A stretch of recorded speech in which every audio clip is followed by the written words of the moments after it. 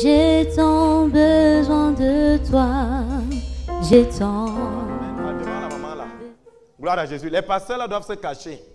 Les pasteurs doivent quitter, voilà. Les gens qui sont sortis doivent quitter. Ils ne doivent pas voir ce qu'on fait. Amen. Gloire à Jésus. Maintenant, je vais prendre... prends ceci, tu caches là derrière. Non, non, porte tout, porte tout. C'est lourd. Cache. Amen. Non, ici derrière, le compte plaquet. Bien. Vous avez vu ce qu'on a caché, non? Alléluia. Bien, il y a tout ça. Il y a tout ça. Amen. Maintenant, ils n'ont pas vu. Alléluia. Qu'ils entrent. Que les pasteurs entrent. Les pasteurs se mettent là-bas. Mettez-vous là-bas. Les pasteurs se mettent là-bas. Avec le peuple. Amen. Alors, qu'est-ce qui est ici derrière? Vous ne voyez rien, n'est-ce pas? Bien. Moi, je sais ce qu'il y a derrière. Maintenant, je descends là comme ça. Je sais ce qu'il y a derrière. Je dis, je veux Anna pour vous. Parce que vous ne savez pas ce qu'il y a derrière. C'est une folie. Mais pour moi, c'est vrai. Pourtant, on est tous ensemble. Et quand je vais dire je veux l'ananas, vous allez dire je suis fou. Comment il peut demander l'ananas alors qu'il n'y a pas l'ananas? Pourtant, je sais que l'ananas est caché. L'évangile est une folie pour ceux qui ne croient pas. Est-ce que je parle ici à quelqu'un? Ça veut dire que quand vous avez la foi, vous parlez aux choses que les autres ne voient pas comme si ça existe. Bible. Est-ce que je parle ici aux gens? Ça veut dire que quoi? Quand Dieu dit que la lumière soit, vous croyez qu'il a parlé à qui? À la lumière qui était cachée et la lumière est venue. Est-ce que je parle ici à quelqu'un? Donc, la Bible dit, vous avez été bénis de tout genre de bénédiction, c'est caché. Vous savez que vous avez tout, appelez seulement. La Bible vous dévoile ce qui est caché, ce qui existe mais qui est caché. Vous qui savez par la foi que ça existe, que c'est caché, appelez à l'existence des choses qui n'existent pas. En parlant. Maintenant, quand tu es chrétien, tu marches, tu dis, j'ai une voiture garée ici demain. Alléluia. Alors, j'ai un duplex qui est ici. Qu'est-ce que les autres disent? Les autres disent qu'il est fou. Mais toi, qui sais que tu de tout genre de bénédiction, tu sais que la chose va. C'est pour ça que le Seigneur m'envoie ce matin te dire la foi de Dieu. Assieds-toi dans la présence du Tout-Puissant. Remettez. Asseyez-vous.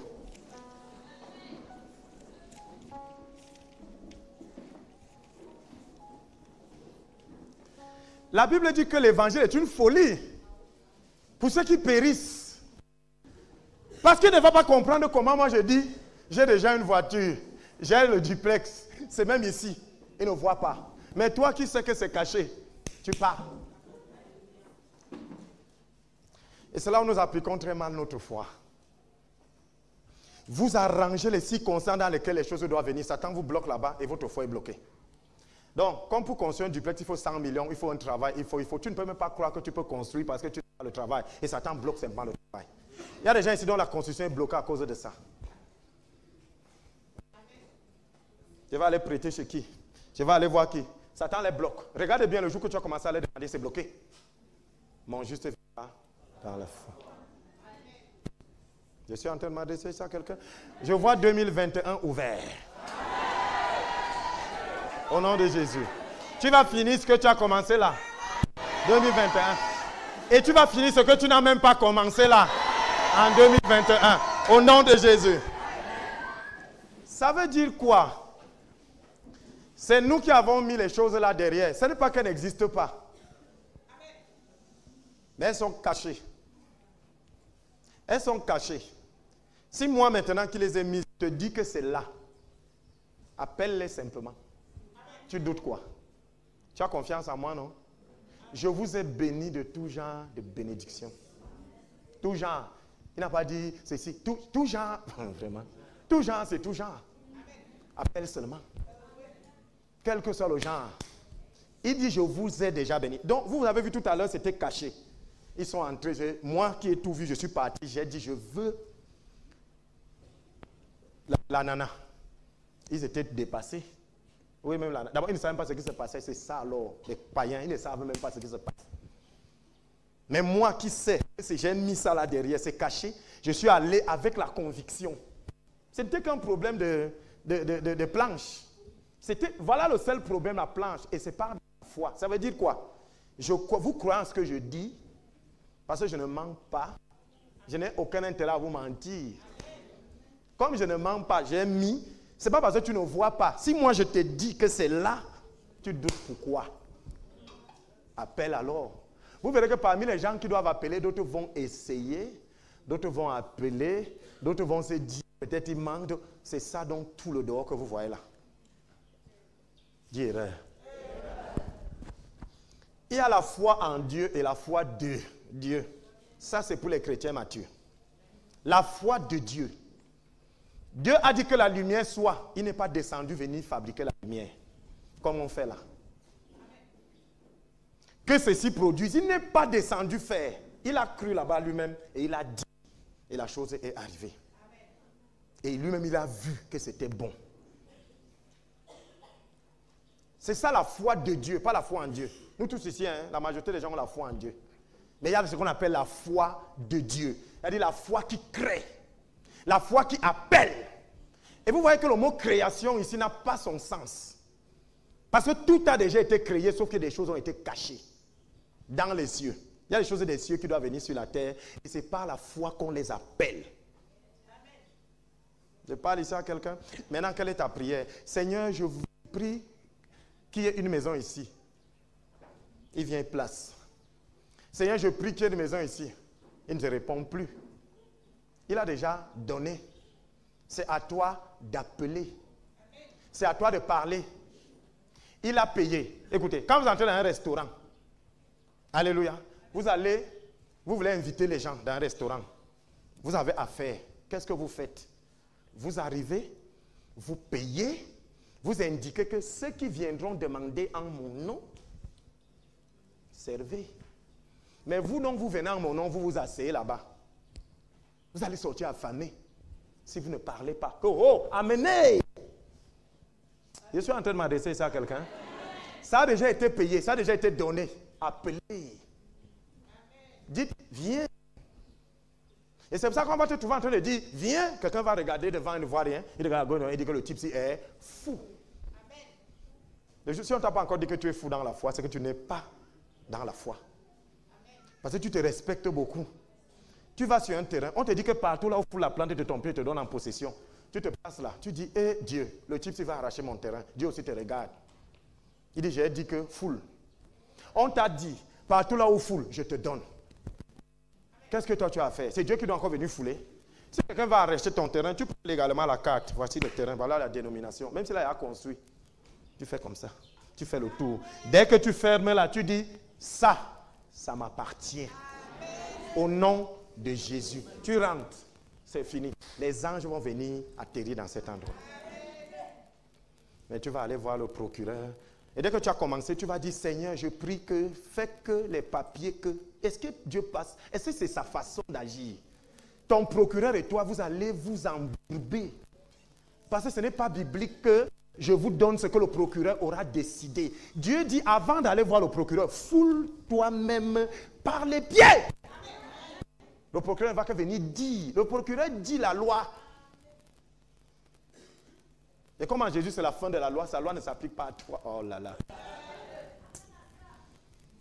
2021. C'est une année terrible. Prenons Éphésiens chapitre 1, verset 3. Éphésiens 1, dont le titre c'est la foi de Dieu. Éphésiens 1, 3.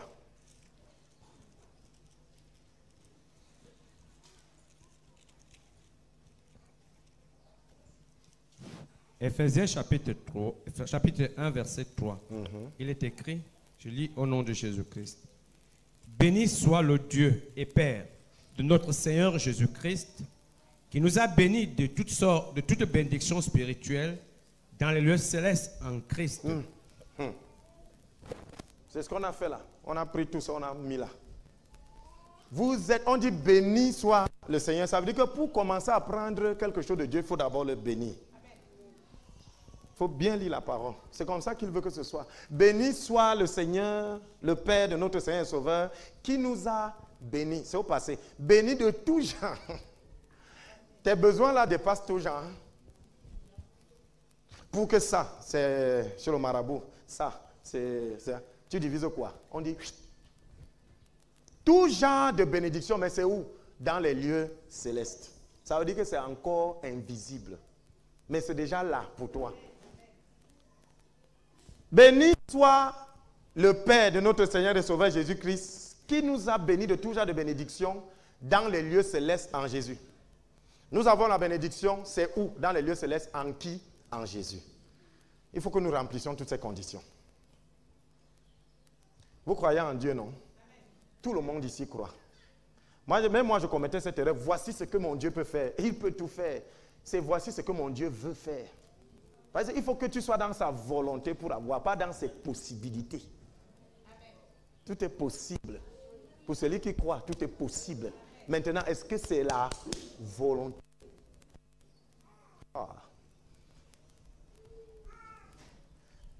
Alléluia. Pour que cette bénédiction prenne effet, il faut être premièrement où? En Christ. C'est la première chose. Vous avez été bénis de tout genre de bénédiction dans les lieux célestes en Christ. Tout païen est exclu. On commence par là. On appelle la loi de l'exclusion. Ne cherchez pas trop qui est concerné, cherchez beaucoup qui est exclu. Tu vas trouver qui est concerné. Donc tout païen est exclu. Si tu es païen là, ici, aujourd'hui, reconnais Jésus. Ça sera pour toi. Mais si tu n'as pas encore reconnu, si tu fais juste une virgule ici, ce n'est pas ton partage. Ce n'est pas un parti politique. Il faut être en Jésus. Alléluia. Maintenant, pour les bénédictions, vous devez être en Christ. Comment donc être en Christ? Comment donc être en Christ? C'est donc là que chaque dénomination te sort sa part des théorèmes. Il faut d'abord faire les cures d'âme. Il faut faire les cures de ceci. On te fait la cure de désintox. Lui aussi va te dire la cure d'âme. Parce que pour lui, quand tu fais la cure d'âme, tu désintoxiques l'âme. Oh, c'est le sang qui désintoxique l'âme. Cure d'âme. Moi, je ne sais pas si c'est biblique, cure d'âme. Je ne suis pas contre, hein. Ça peut marcher. Dieu est souverain. Alléluia. Donc, on doit être en Christ. Comment est-ce qu'il faut être en Christ? Prenons Galates chapitre 2, verset 16. Galates 2, 16. Lisez au nom de Jésus. Galates 2, verset 16. Il est écrit, je lis au nom de Jésus-Christ.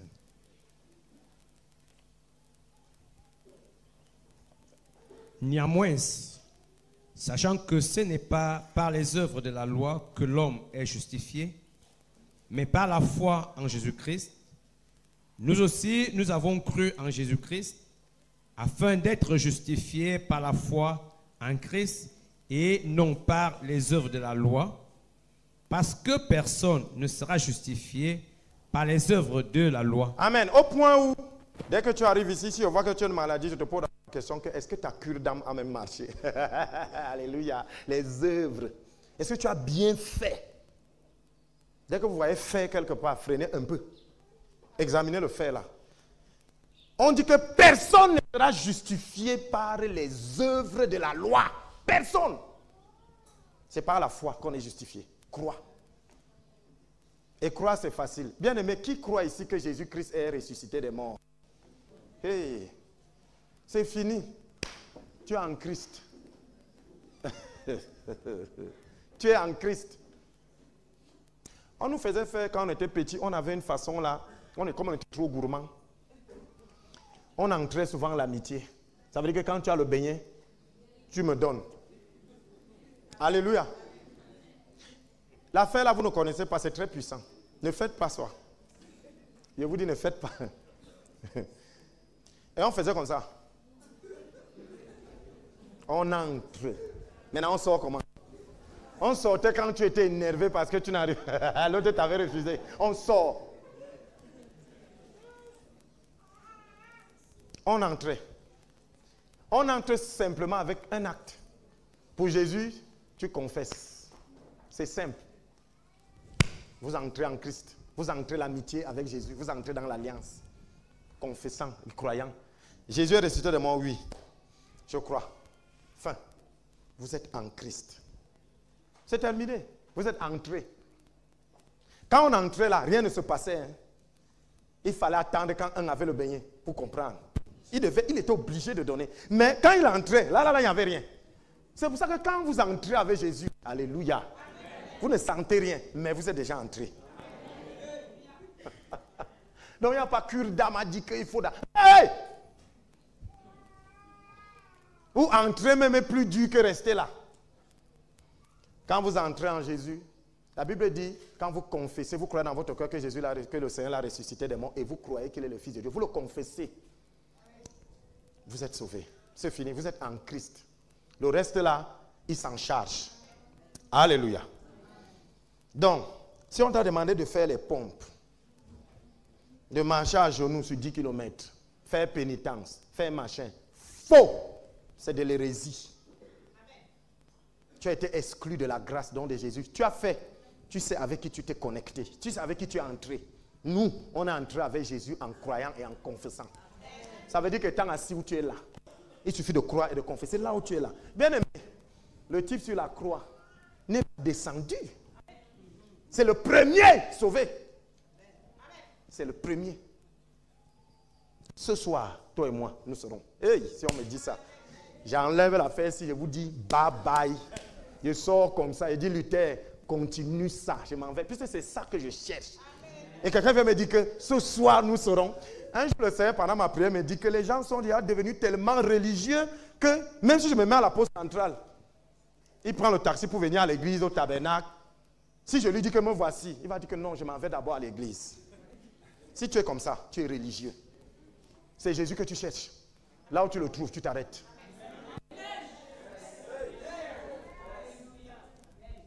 Est-ce que je parle ici à quelqu'un?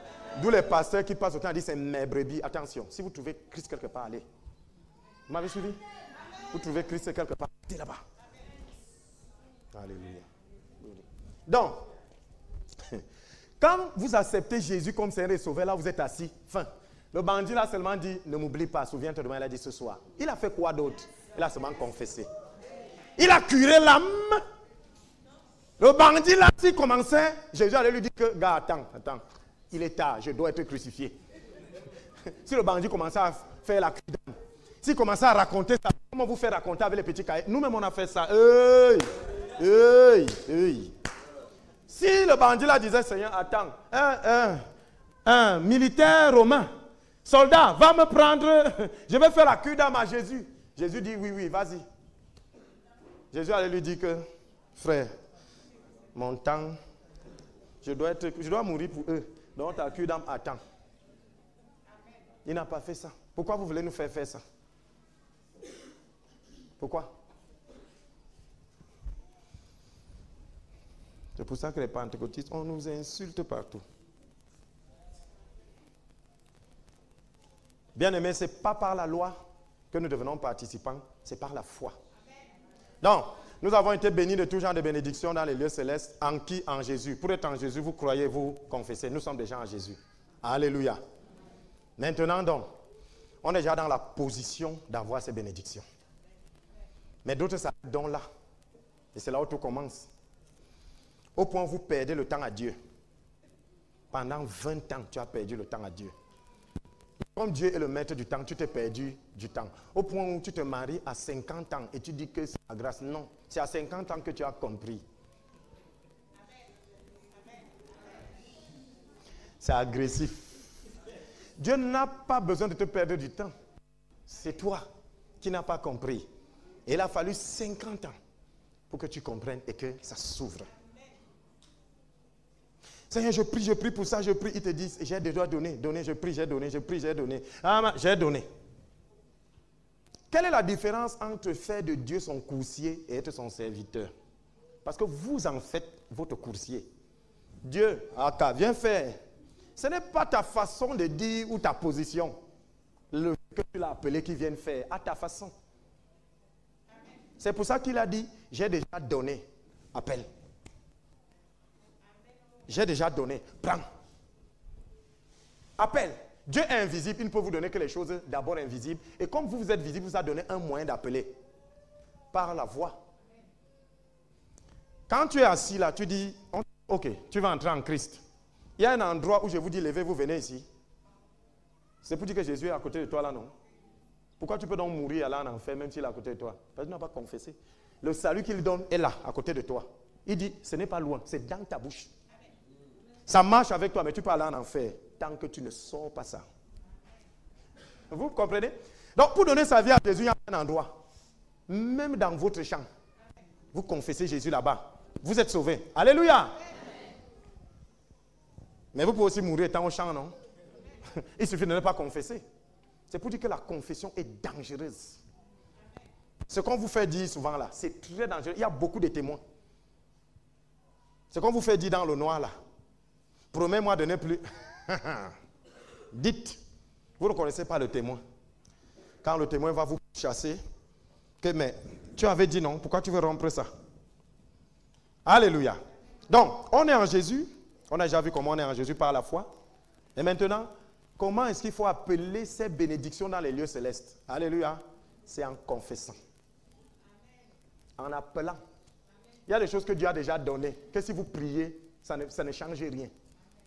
Il a déjà donné. Prenez. Tendez les mains. Or, on vous dit que la foi, c'est la main spirituelle qui prend les choses invisibles. Prenez, tendez vos mains, vous prenez. Je parle ici à quelqu'un? Bien. Quelle est la différence entre donner et prendre? Avec les mains. Vous n'avez jamais fait cette petite expérience-là. La différence entre donner et prendre, c'est un problème de position. Vous comprenez? Celui qui donne est au-dessus de celui qui donne. Donc quand vous faites comme ça, vous donnez. Quand vous faites comme ça, vous demandez. C'est ça, non? C'est pour dire que quoi? Vos paroles aussi ont cette puissance-là. Quand vous adressez vos paroles à Dieu, c'est une demande. Et quand vous dites à quelqu'un, prends, c'est que vous donnez, non? C'est la même parole. Je parle ici aux gens. Gloire. On arrive. Prenons Romains chapitre 10, du verset 9 au verset 10. Lisez au nom de Jésus. Romains 10, 9, 10. Romains 10, 9, 10. Je lis au nom de Jésus-Christ, il est écrit. Si tu confesses de ta bouche le Seigneur Jésus, et si tu crois dans ton cœur que Dieu l'a ressuscité des morts, tu seras sauvé. Car c'est en croyant du cœur qu'on parvient à la justice, et c'est en confessant de la bouche qu'on parvient au salut, selon ce que dit l'Écriture. Selon ce que dit l'Écriture. Écoutez, on dit, si tu confesses de ta bouche le Seigneur Jésus-Christ, et si tu crois dans ton cœur que Dieu l'a ressuscité des morts, tu seras sauvé. Il y a un « et », conjonction de coordination. Regardez l'ordre, confesser et croire. Amen. Mais vous voulez d'abord croire avant de confesser. Et c'est pour ça que vous êtes bloqué. C'est pour ça que vous avez honte. Je parle ici aux gens. C'est confesser et croire. Si tu confesses et tu crois. Vous savez pourquoi c'est confesser et croire? Parce que ce n'est pas facile de croire ce qu'on ne confesse pas. C'est en confessant plusieurs fois que vous finissez par croire à ce que vous dites.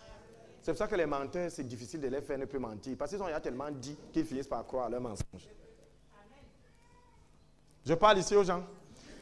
Donc, c'est pour cela que vous allez voir. Si pendant que vous confessez trop quelque chose, ce n'est pas ce que vous dites qui est important. C'est la foi. Parce que mon juste vivra par la foi.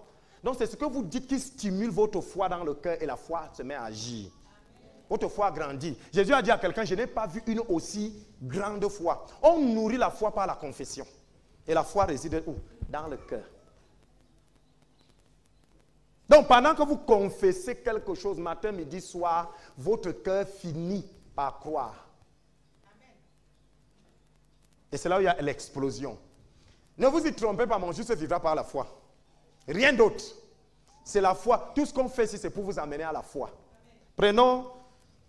On va retenir Romains 10, 9, 10 parce qu'on va beaucoup travailler avec. Prenons Hébreux 10, 38. Hébreux 10, 38 dit quelque chose.